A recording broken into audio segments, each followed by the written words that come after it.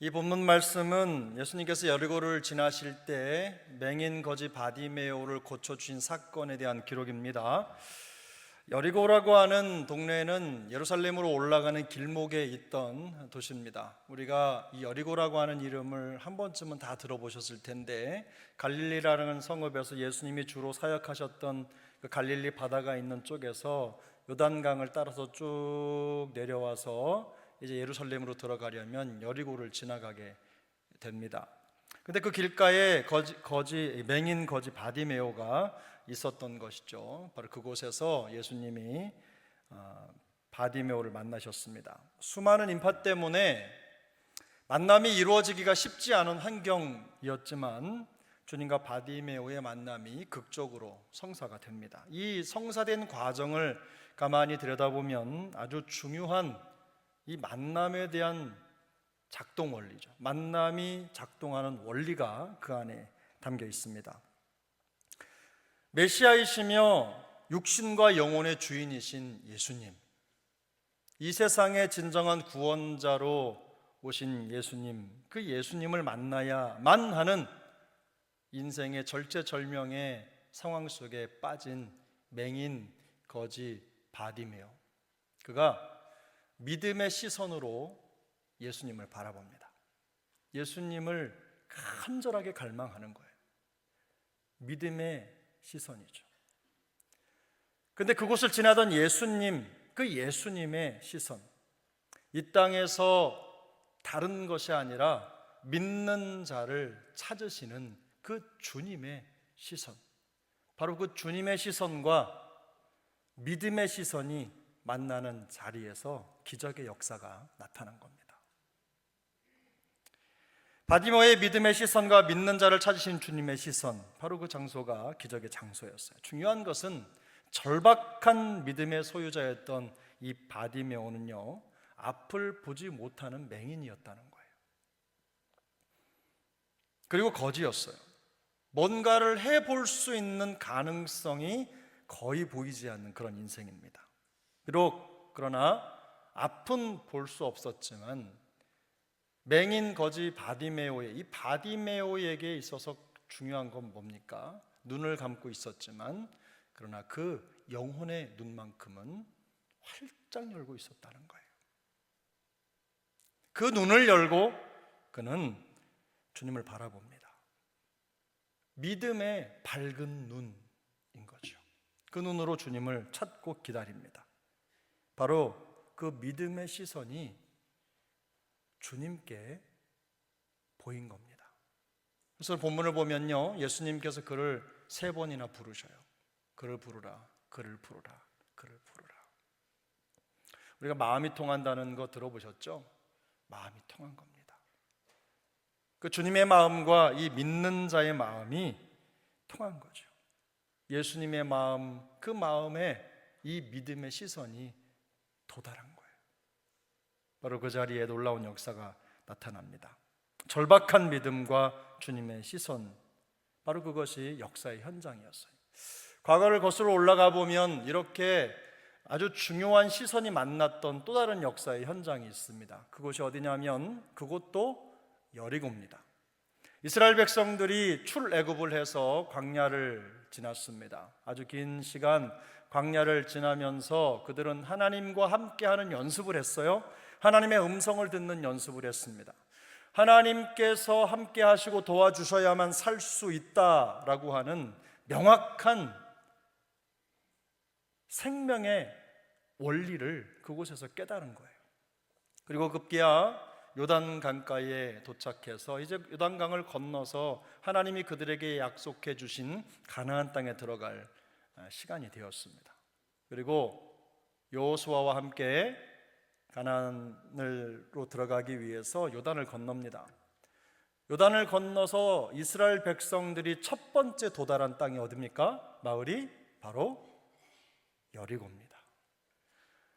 여리고에 이른 이스라엘 백성에게 하나님이 딱 한 가지를 요구하시는 거예요. 우리가 알고 있듯이 이스라엘 백성들이 힘과 무기로, 창과 칼로 여리고를 정복하지 않았어요. 단지 그들이 그들을 가로막고 있는 여리고를 정복할 수 있는 유일한 방법은 하나님께 순종하는 겁니다. 마음속에 일어나는 수많은 불신앙의 불들이죠. 어떻게 우리가 저성을 넘어갈 수 있을까? 어떻게 우리가 가나안 땅에 들어갈 수 있을까? 어떻게 이 모든 난관을 해결할 수 있을까? 철옹성과 같은 저 여리고를 어떻게 우리가 쓰러뜨리고 이길 수 있을까? 안 될 거야.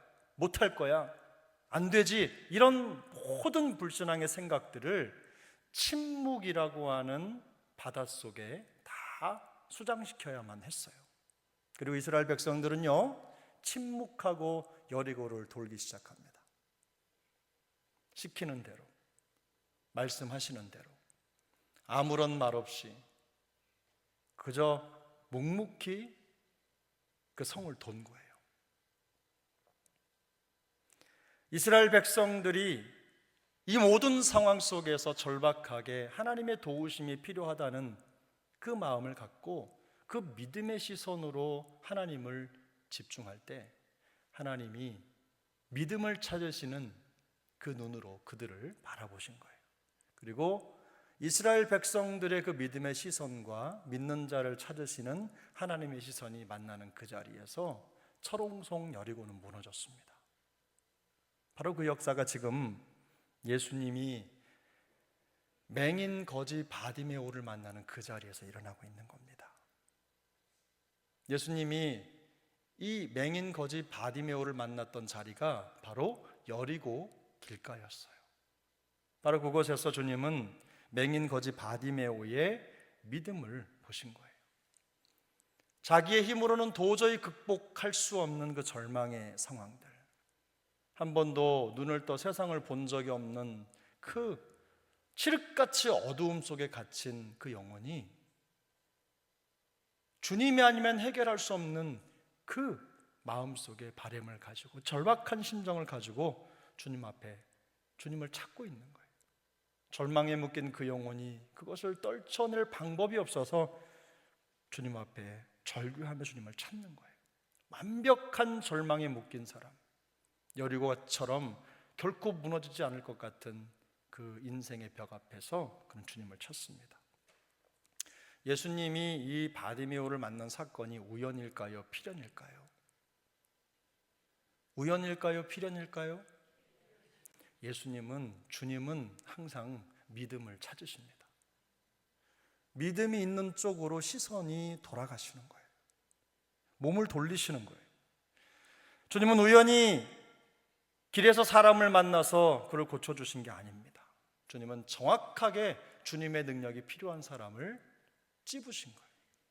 그리고 그를 찾아가신 겁니다. 그리고는 예수님은 말씀으로 그의 어두움을 물리쳐 주셨어요. 절박한 믿음과 전능하신 주님의 시선이 만나는 바로 그 지점에서 소경이 눈을 뜬 것입니다. 이 소경의 눈을 뜨는 사건을 통해서 주님이 말씀하시고자 하는 것들이 많이 있는데요, 바로 그겁니다. 주님과 함께 했던 수많은 무리들이 있죠. 눈을 떴지만 그러나 눈을 감은 자들,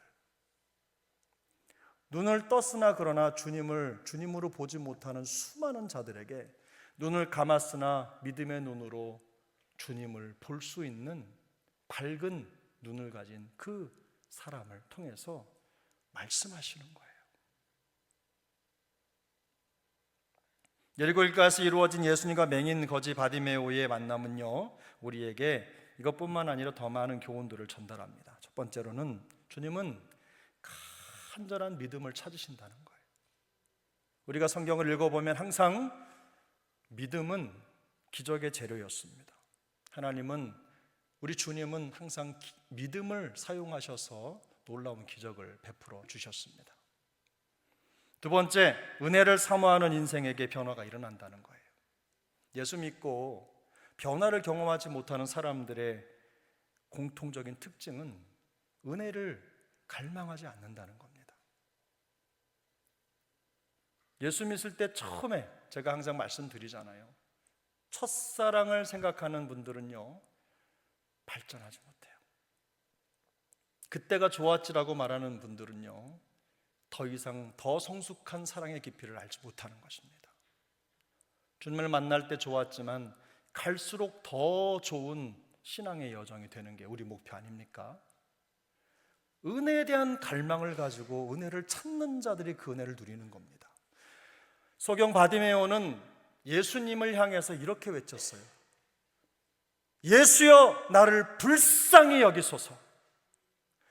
예수여 나를 불쌍히 여기소서. 사람들이 제지하고 그의 입을 막고 가만히 있으라고 눌렀습니다. 그때 그는 더 큰 목소리로 더 절박하게 주님 앞에 나를 불쌍히 여겨달라고 외친 겁니다. 이 불쌍히 여기소서라는 말이요, 구약에 똑같은 표현이 10번쯤 등장을 하는데 시편에 9번, 이사야서에 1번 등장을 해요. 근데 그 구약 성경에서는 나를 불쌍히 여기소서, 예수여 나를 불쌍히 여기소서, 이 말을요, 주여 내게 은혜를 주옵소서 이렇게 번역을 했어요. 주여 내게 은혜를 주옵소서, 주여 내게 은혜를 주옵소서 이렇게 외친 거예요. 왜 이렇게 기도했습니까? 은혜가 필요하다는 거죠. 은혜가 없으면 아무것도 안 된다는 고백입니다. 주님의 은혜가 필요하다는 절박함이에요. 있어서가 아닙니다. 무엇이 없어서가 아니에요. 그 생명이, 그 구원이 그리스도 예수께 있다는 걸 확신하기 때문에, 나의 절망과 묶인 것들을 풀어낼 수 있는 능력이 우리 주님에게 있다는 걸 확신하기 때문에 은혜에 대한 갈망이 있는 거예요. 살아나고 싶으십니까? 좀 풍성한 신앙생활을 하고 싶으시면 은혜를 구하십시오. 은혜 받기 위해서 모든 걸 조정하셔야 돼요. 채널을 맞추셔야 돼요. 시선을 맞추셔야 돼요. 시간을 맞추셔야 돼요. 상황을 맞추셔야 돼요. 그래야 은혜가 우리에게 들어오는 것입니다. 찾으셔야 돼요. 절박하게 찾으셔야 돼요. 그렇게 될 때 은혜의 역사가 우리 안에 나타나는 것입니다. 세 번째로, 인생의 고질적인 문제를 해결하는 데 있어서 은혜만큼 효과적인 명약이 없다는 겁니다. 여러분, 여러분이 드시고 계신 약 중에 어떤 약이 있으세요? 제가 어디 모임에 갔더니 우리가 뭐 다 아는 건데 어떤 목사님이 기도를 하시면서 이런 기도를 하시더라고요. 하나님, 우리나라가 아픕니다. 우리나라가 회복될 수 있는 약을 주옵소서. 이미 우리에게 신약과 구약을 주셨사오니 우리나라가 신약과 구약 먹고 살아나게 하옵소서. 듣다 보니까 은혜가 있다, 은혜가 있다, 이런 생각이 들었어요. 여러분, 우리 그리스도인들의 목표가 성화입니다. 그죠? 성화란 예수님을 닮아가는 거예요. 예수님을 닮아가는 거. 그런데 내 노력과 열심으로 예수님 닮아가는 거, 그거 잘 안 됩니다. 그래서 성화도 은혜입니다. 은혜예요. 선한 일 조금 더 한다고 예수 닮아가는 거 아니에요. 예수님 닮아가려면 예수님처럼 생각해야 되거든요. 예수님처럼 생각하고 그 마음속의 가치를 예수님처럼 가져야 되는 거거든요. 이게 쉽게 되겠어요? 은혜가 필요한 겁니다. 은혜를 구하셔야 돼요. 나를 고치는 능력이 하나님의 은혜에 있다는 것을 여러분 인정하셔야 돼요. 성도의 신앙생활은 다른 말로 말하면 은혜 생활입니다. 은혜가 떨어진 신앙생활은 바짝 마른 가시나무처럼 보일 수밖에 없어요. 내가 누군가를 끌어안을 수도 없고 누군가를 도울 수도 없어요. 내가 은혜로 풍족한 삶을 살아야 누군가에게 그런 은혜를 나누어 주기도 하고 그들을 끌어안을 수가 있는 거예요. 내 몸이 가신데 누구를 안겠어요? 그래서 은혜를 구하는 것만큼 우리에게 중요한 게 없어요. 영적으로 더 깊어지지 못하는 삶, 신앙의 문제점이 무엇입니까? 은혜에 대한 갈망이 없기 때문에 그런 거예요. 성경 공부 열심히 한다고 물론 좋죠, 중요합니다. 그런데 제일 중요한 거, 제가 훈련을 그렇게 하면서도 가장 중요한 훈련의 원리는요, 은혜를 구하는 거예요. 날마다 하나님의 은혜 속에 침잠하고 말씀의 은혜를 누리고 기도의 기쁨을 누리고 찬양의 은혜 속에 나를 던지는 거예요. 메말랐던 내 심령에 주님의 은혜의 역사가 강물처럼 흘러 들어오도록 문을 여는 거예요. 마음을 여는 거예요. 은혜로 채워지면 삶의 변화가 나타나는 거예요. 생각이 변하고 사고가 변하는 거예요. 여러분, 주님과 동행하고 싶으십니까? 주님과 함께하고 싶으십니까? 오늘 본문에 보면요, 은혜로 치유받은 바디메오가 주님과 동행하는 삶을 시작했다는 걸 여러분 잊으시면 안 돼요. 은혜가 그를 고친 겁니다. 고친 걸로 끝나는 게 아니에요. 은혜는 그로 하여금 예수님과 동행하는 삶을 살게 한 것입니다. 신앙생활 잘하는 법 저한테 물으신다면 저는 주저없이 은혜를 갈망하라는 말씀을 드릴 수 있어요. 은혜 받기 위해서 모든 걸 던지셔야 돼요. 사랑하는 여러분, 제가 은혜 받으라고 말씀드렸는데 은혜를 사모하는 그 마음, 그거 중요하지요. 근데 어디 그게 쉽습니까? 얼마나 가시밭이 많아요. 은혜 받으려고 그날따라 마음 먹고 교회 오면 주차장부터 벌써 나를 열받게 하는 일들이 얼마나 많은지 몰라요. 만나는 사람 눈빛이 왜 나를 째려보지? 나 은혜 받으려고 왔는데, 왔더니만 내가 항상 은혜 받으려고 앉는 자리에 누가 또 딱 앉아있고, 마음속에 그냥 합한 것이 아무것도 없는 거예요. 너무나 짐이 많은 거예요. 주님 앞에 부르짖으려고 하면 누가 또 찔러, 시끄러우니까 조용히 하라고 그러고, 기도 좀 하려고 그러면 음악이 또 안 도와줘. 왜 또 갑자기 나 짚어지고 아니 깊어지려고, 우리 깊다는 충청도는 짚다 이렇게 얘기합니다. 깊어지려고 하는데 말이지 음악이 도와주질 않아. 그럴 때 여러분 어떻게 하시겠어요? 포기하고 가시겠어요?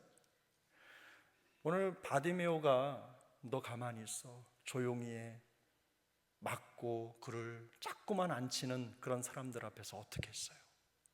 그러면 그럴수록 더 부르짖어 주님 앞에 외치지 않았어요? 다윗의 자손 예수여 나를 불쌍히 여기소서, 예수여 나를 불쌍히 여기소서, 주여 내게 은혜를 주옵소서 외친 겁니다. 외친 겁니다. 남들이 말리면 묶으면 묶을수록 더 뜨거운 은혜의 절박함으로 하나님 앞에 나아간 거예요. 그 절박함과 그 주님의 시선이 맞닿는 자리에 기적이 나타난 겁니다. 풍성한 신앙생활은 이렇게 만들어지는 것입니다. 사랑하는 여러분, 맹인 거지 바디메오는 저주받은 인생의 대명사입니다. 그 시대에는요, 앞을 보지 못한다 그러면요, 이게 죄의 결과라고 인정을 했어요. 그래서 저 사람은 죄를 지었기 때문에 하나님이 그 눈을 가리신 거다, 보지 못하게 한 거다. 그래서 그는 영문도 모르고 일평생 죄인으로 살아야만 했던 거예요. 소망이 없어요. 가는 사람마다 누가 나를 어떻게 바라보는지도 알지 못하지만 느낄 수 있어요. 손가락질하고 죄인이라고 욕하는 걸. 성경이 그렇게 말하는 게 아니라 그 전통이 그랬어요. 문화가 그랬어요. 얼마나 힘들었겠어요. 얼마나 짓눌렸겠어요. 근데 그가 지금 그 닫힌 눈을 들어서 주님을 바라보는 거예요. 주님을 찾는 거예요. 갈망하는 거예요. 그리고는 외쳐요. 예수님, 나를 불쌍히 여겨달라고. 이 절박함으로 주님 앞에 나아가는 겁니다. 그랬던 그가 예수님을 만나고 예수님과 함께하는 거룩한 인생을 시작한 겁니다. 사랑하는 우리 세중앙 식구들 여러분, 이런 은혜의 주인공 되시기를 바랍니다. 은혜의 갈망으로 기도할 때마다 저를 한번 따라 하십시오. 주여 은혜를 주옵소서. 여러분, 저는 이 주여 은혜를 주옵소서 이거 한마디 하고 나면요 막 눈물이 날 때가 있어요. 사람과의 관계 속에서도 사역의 현장에서도 이 은혜가 얼마나 필요한지 몰라요. 내 마음대로 내가 계획한 대로 안 될 때가 한두 번이 아니잖아요. 내 마음속에 그저 주님 앞에 바로 서려고 하면 그거 넘어뜨리는, 물론 그런 상황이 나를 넘어뜨리는 게 아니라 이상하게 그게 부딪히고 어렵고 내 감정을 깎고 강단에 올라올 때든 어쩔 때든 모든 상황에 최상의 모습으로 오고 싶은데 그 가로막는 환경이 얼마나 많이 있어요. 그때마다 내 마음속에 그런 외침이, 주여 은혜를 주옵소서, 불쌍히 여겨달라고. 여러분, 그런 외침이 우리 안에 있을 때 우리가 죽지 않고 사는 겁니다. 우리가 죽지 않고 사는 겁니다. 우리의 생명이 있음을 고백하는 겁니다. 오늘 우리 세례받는 친구들한테 나눈 말씀이 그거였어요. 시편 115편. 천지를 지으신 여호와께 복을 받은 자들이다 너희는. 하나님, 하늘의 권세, 하늘은 하나님께 있어도 하나님이 우리에게 땅을 주셨다. 죽은 자들, 생명 없는 자들은 그저 저기 밑으로 꺼져서 하나님을 찬양할 수도 없지만 너희는 생명을 가진 자들이다. 너희는 여호와를 일평생 송축하라. 할렐루야. 이게 시편의 내용이에요. 사랑하는 여러분, 우리가 생명을 가진 자인 줄 믿습니다. 천지를 지으신 여호와께 복을 받은 자인 줄 믿습니다. 그런 은혜를 사모하셔야 돼요. 그리고 생명이 있는 한 살아계신 하나님께 찬양과 영광을 올려드리는 일에 우리가 앞다퉈 나갈 수 있기를 축복합니다. 그 은혜 받은 자의 모습이라는 거 기억하시고, 하나님 아버지, 우리에게 은혜를 주옵소서, 은혜의 갈망을 주옵소서, 그 갈망으로 살게 하여 주옵소서. 단 하루도 은혜 없이 살아가는 날이 없도록 우리를 불쌍히 여겨 주옵소서. 이것이 우리 기도 제목이 될 수 있기를 예수님의 이름으로 축복합니다. 기도하겠습니다.